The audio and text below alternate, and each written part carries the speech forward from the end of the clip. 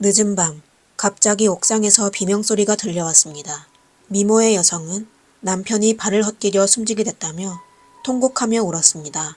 하지만 법의학 조사 결과에 따라 남편은 둔기에 습격을 당한 것으로 확인됐습니다. 모순된 증거와 서로를 비난하는 남녀. 과연 누가 거짓말을 하고 있을까요? 안녕하세요. 미스터리 수사국입니다. 오늘은 대만 타이베이에서 발생한 불륜 형사사건을 소개해드리겠습니다. 지금부터 저와 같이 1980년으로 돌아가 대만 최초로 극형을 선고받은 여성의 이야기를 알아봅시다. 1980년 3월 3일 대만 타이베이에 거주하고 있는 류진즈는 평소처럼 출근길에 나섰습니다. 가족을 끔찍하게 여겼던 그는 아내를 위해 매일 열심히 일해왔습니다. 하지만 그 무렵 그는 아내의 외출이 잦아지는 걸 느꼈고 뭔가 찝찝했습니다. 아내는 3개월 전에 구매한 소형 오토바이를 타고 매일 이곳저곳을 돌아다녔습니다. 류진즈는 아내의 기뻐하는 모습에 걱정은 됐지만 아내의 외출을 막지는 않았습니다. 류 씨의 아내 주루이전은 사건 당시 25세였습니다. 류진즈는 항상 본인의 아내가 마을 여자들 중 가장 예쁘다고 했지만 다른 사람이 보기에 주루이전은 그냥 평범한, 굳이 얘기하자면 청순한 정도였습니다. 류진즈의 눈에 콩깍지가 단단히 씌인 거였죠. 보통의 여자들은 본인만 바라보고 본인을 가장 사랑해주는 남자와 함께라면 그저 행복한 삶이라고 생각하겠지만 주루이전은 달랐습니다. 그녀는 어릴 때부터 아버지와 큰오빠의 관심과 사랑에 익숙해져 있어 류진주의 사랑을 감사하게 생각하지 않았으며 오히려 간섭과 통제가 심하다고 생각해 결혼 후 삶을 아주 지겨워했습니다. 다시 얘기하자면 그녀는 규칙을 철저히 지키고 무뚝뚝한 남편 류진주를 아주 싫어했습니다. 고리타분한 결혼 생활이 아무 재미가 없고 장인 어른과 처가 형제들 또한 남편을 좋아하지 않았습니다. 말 잘 듣고 돈 잘 벌어오지 않은 남자였다면 그녀는 절대 류진즈와 결혼하지 않았을 것입니다. 나쁜 여자에겐 특별한 매력이 있는지 류진즈 말고도 그녀를 오랫동안 좋아하는 남자가 있었는데 결국 그녀의 내연남이 되었습니다. 3월 3일 류진즈가 출근하자마자 주루이전은 집 문 밖으로 몸을 내밀어 골목을 향해 손을 흔들었습니다. 그러자 한 남자가 골목 한 모퉁이에서 뛰쳐나왔습니다. 비록 남자의 옷차림은 남편 류진즈보다 떨어졌지만 햇빛 아래 비친 팔뚝 근육과 건장한 체격은 주루이전을 설레게 하는데 아주 충분했습니다. 그는 빠른 속도로 주루이전의 곁으로 다가가 아주 능숙하게 그녀를 끌고 집 안으로 들어갔습니다. 분명 처음이 아닌 것 같았습니다. 두 손을 잡게 된 두 사람은 상대방에 대한 욕망으로 관계를 맺기 시작했습니다. 그리고 모든 걸 마친 그들은 류진즈가 구매한 오토바이를 타고 집을 떠났습니다. 만약 류진즈가 그 장면을 보게 되었다면 아마 기절했겠죠? 아내의 내연남은 남편도 본 적이 있었는데 바로 3개월 전 오토바이를 구매한 매장의 직원 고환이었습니다. 그 당시 고환은 26세로 타이베이시 안청자동차점에서 일하고 있었습니다. 예쁜 여자를 좋아하고 매력 있는 성격에 건장한 몸을 가진 그는 석 달 전 류진즈가 아내를 위해 진지하게 오토바이를 고르고 있을 때 주루이전과 은밀하고 즐겁게 대화를 나누고 있었습니다. 그는 주루이전을 향한 칭찬을 멈추지 않았습니다. 보기 드문 미녀라고 하며 꼬셨습니다. 주루이전도 그의 매력에 빠져 결국 둘은 만나게 되었습니다. 둘은 본격적으로 바람을 피우기 시작했는데 스릴을 즐겼던 둘은 류진즈의 집에서 약속을 잡으며 역할놀이까지 즐겼습니다. 하지만 시간이 길어지자 아무리 조심스럽게 행동한다고 하더라도 그들의 관계는 이웃들에게 들키게 되었습니다. 그 당시 동네에는 주루이전이 바람을 피운다는 소문이 잦았는데 아내를 많이 사랑했던 류진즈는 아내를 굳게 믿고 있었습니다. 1980년 6월까지도 류진즈는 아내가 바람을 피우고 있다는 사실을 눈치채지 못했지만 곧 이상한 점을 알아차렸습니다. 아내는 점점 무관심해졌고 외출하는 시간도 길어졌습니다. 그리고 류진즈의 슬리퍼는 외출할 때 둔 자리와 매번 좀 달랐으며 욕실의 샴푸도 아주 빨리 닳았습니다. 그리고 재떨이에는 본인이 평상시에 피는 담배와 다른 담배꽁초도 있었으며 부엌 싱크대에도 식기가 2개씩 있었습니다. 류진즈의 의심은 나날이 깊어졌고 점차 아내를 괴롭히기 시작하였습니다. 1980년 7월 20일 류진즈는 심사숙고 끝에 본인의 추측을 확인하기로 했습니다. 이날 그는 출근하는 척하며 집 근처에 숨어 아내를 스토킹하려고 했습니다. 그는 아내가 바람을 피우는 장소가 바로 본인의 집이라고는 아마 상상도 못했을 것입니다. 주루이전과 거와는 여느 때와 같이 집에서 몰래 만났는데 류진즈는 모든 과정을 지켜보게 되었습니다. 그를 더욱 소름 끼치게 만든 건 그의 아내는 그가 출근한 뒤 데이트하기 위해 특별히 단장했다는 점입니다.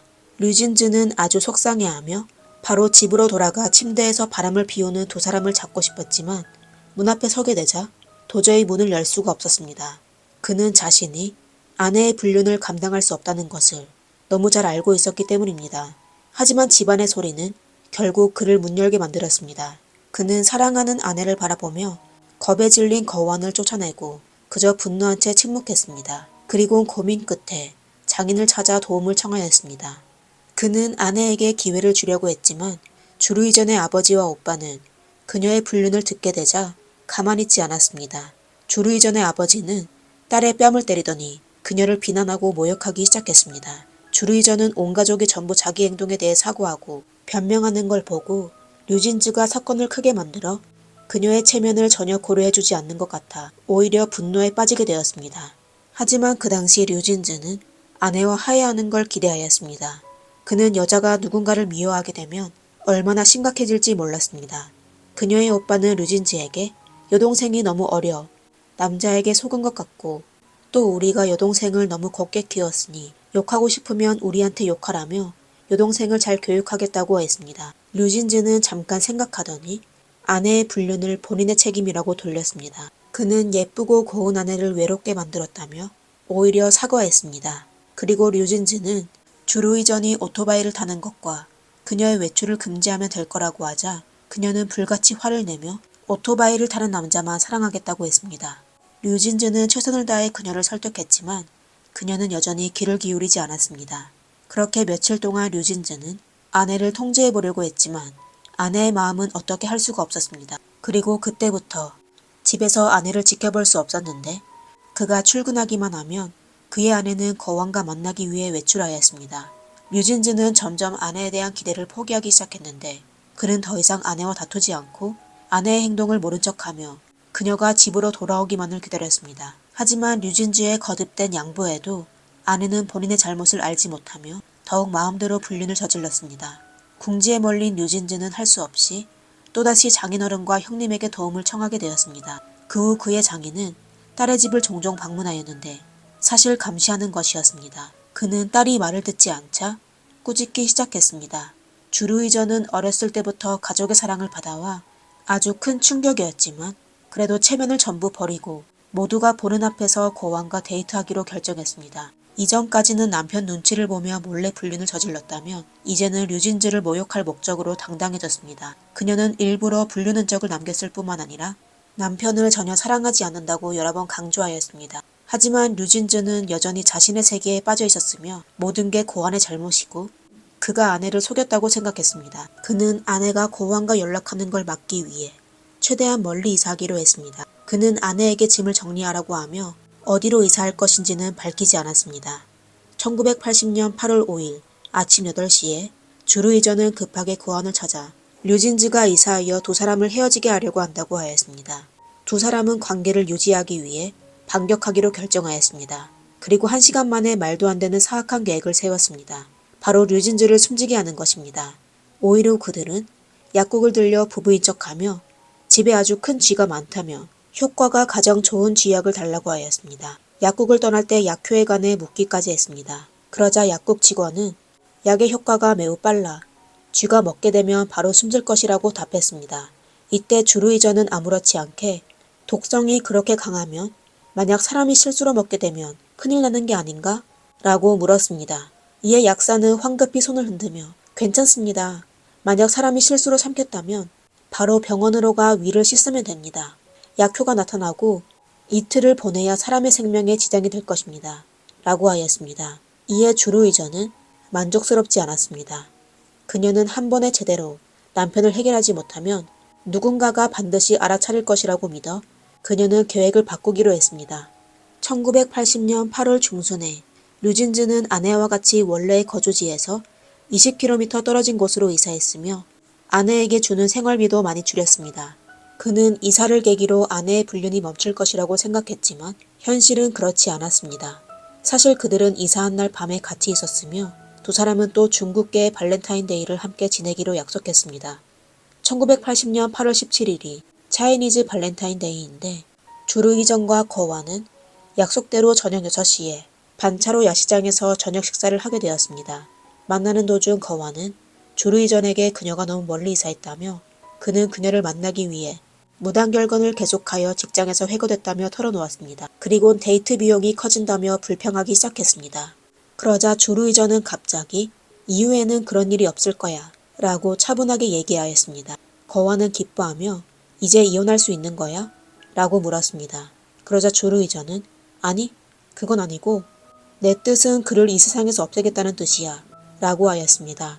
이사한 후 그녀는 가족의 비난과 류진지의 방해에 실증나게 되어 쥐양 외에 다른 수단을 이용하여 남편을 해치기로 결정하였습니다. 그리고 그녀는 거완에게 류진지의 저축으로 두 사람이 편하게 즐길 수 있다고 하였습니다. 그녀의 말에 거완은 아주 기뻐했으며 한편으론 류진지를 해치기에는 너무 쉽다고 생각했습니다. 같은 남자로서 거완은 류진지가 너무 무능하고 아주 약해 보였습니다.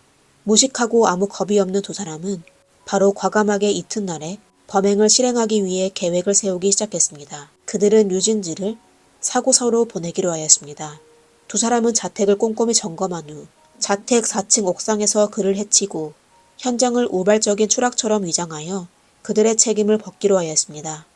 1980년 8월 18일 거완은 집 4층 옥상 에스컬레이터 모퉁이에서 미리 잠복하고 있었습니다. 그날 밤 9시 류진즈가 퇴근했을 때 뜻밖에도 아내가 집에 있다는 걸 보게 되었습니다. 류진즈는 사실 이미 아내가 어젯밤부터 무엇을 했는지 짐작하고 있었습니다. 아내가 바람 피우는 걸 알게 되고부터 그는 장인에게 알려주며 혼인 생활을 유지하려고 했지만 두 사람의 관계는 점점 더 악화되었습니다. 그는 심지어 20km 떨어진 곳으로 이사했는데도 아내의 행동은 바뀌지 않았습니다. 그는 매일 오랜 시간을 출퇴근 시간에 투자해야 해서 점점 더 지치게 되었으며 아내를 억지로 본인의 곁에 두는 게 아닌 것 같아 그는 가슴이 아주 아팠지만 결국 주루이전을 놓아주기로 했습니다.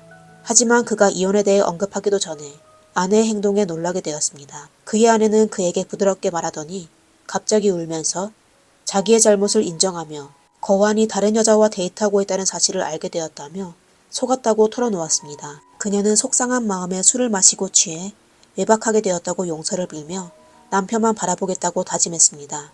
이에 류진즈는 아내의 돌변한 행동을 의심하지 않고 그냥 기뻐하며 울기 시작했습니다.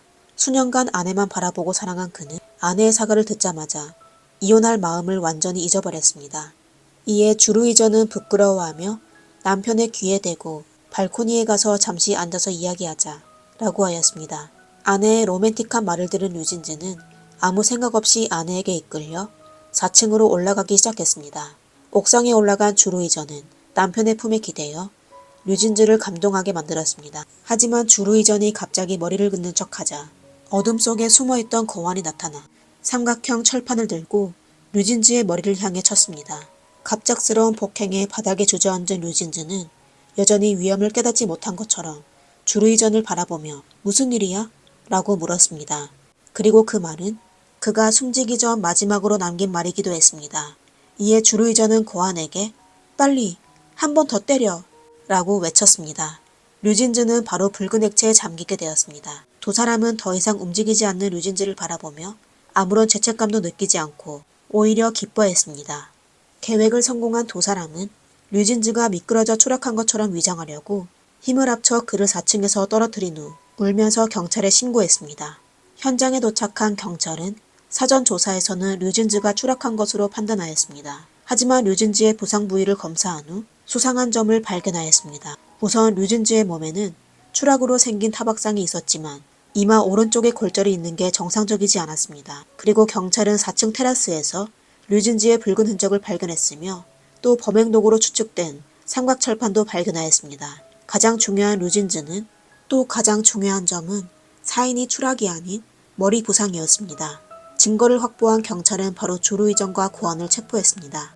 뜻밖에도 경찰의 신문에 사람을 해칠 정도로 사랑했던 남녀는 바로 본인은 모르는 상황이라며 책임을 상대방에게 돌렸습니다. 주루이전은 모든 것이 고완의 계획이고 본인은 전혀 관여하지 않았다고 결백하다고 주장했습니다. 하지만 고완은 주루이전의 주도하에 본인이 참여한 것이며 단지 류진즈를 혼내주려고만 했을 뿐 류진즈를 해칠 생각은 전혀 없었다고 했습니다. 그리고 그가 처음 류진즈를 때렸을 때 류진즈는 그냥 땅바닥에 넘어졌을 뿐 큰 부상은 없었고 오히려 주루이전이 꼭 류진즈를 숨지게 해야 한다며 폭행을 강요했다고 했습니다. 두 사람은 서로에게 책임을 돌리며 온갖 거짓말을 하였지만 경찰은 그들의 진술을 받아들이지 않았습니다. 경찰은 또 두 사람이 류진즈를 해치기 위해 쥐약까지 구입한 사실을 확인하게 되었습니다. 그들은 결국 계획을 포기했지만 두 사람이 이미 류진즈를 해치려고 계획하고 있다는 걸 알 수 있었습니다. 몇 달간의 재판 끝에 법원은 두 사람의 거짓 증언을 전부 뒤집고 그들의 범행 동기가 명확하고 사람을 해친 수단이 잔인하여 용서할 수 없는 짓을 했다는 결론을 내렸습니다. 1981년 4월 9일 대만 고등법원은 2심 재판의 주루이전과 고안에게 극형을 선고했습니다.